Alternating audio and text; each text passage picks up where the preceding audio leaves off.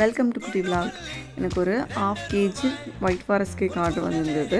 நான் எப்பயுமே என்ன டிசைன் பண்ண போகிறோம் அப்படிங்கிறத இந்த பிளேட்லேயே நான் பண்ணி பார்த்துருவேன். ஸோ அப்படி பண்ணி பார்த்தும் ஒரு ஃபால்ட்டான ஒரு டிசைன்ஸ் தான் சொல்லுவேன். ஸோ ஃபஸ்ட் ஜிக்ஸாக் மாடலில் பண்ணுவோம் அப்படின்னு போட்டுட்டேன். ஆனால் அந்த ஜிக்ஸாக் மாடல் எனக்கு பர்ஃபெக்டாக வரல. அதுக்கு முக்கிய காரணம் நான் ஒரு மிஸ்டேக்ஸ் பண்ணியிருக்கேன்.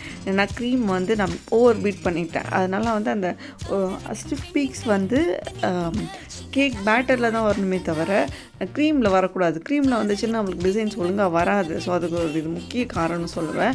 ஸோ எனக்கு அந்தளவுக்கு அந்த டிசைன்ஸ் சாட்டிஸ்ஃபைடு இல்லை. So white with pink combination சூப்பராக இருக்கும். ஆனால் அதை நான் எடுத்துட்டேன்.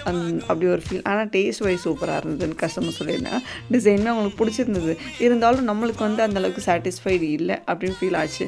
ஸோ நான் அதை கொஞ்சம் மேட்ச் பண்ணுறதுக்காக மேலே அந்த ரோசெட்டில் ஃபால்ஸ் வச்சு ஃபினிஷ் பண்ணிக்கிட்டு கூடவே ப்ரௌனி அடல்ஸையும் ஃபினிஷ் பண்ணியாச்சு.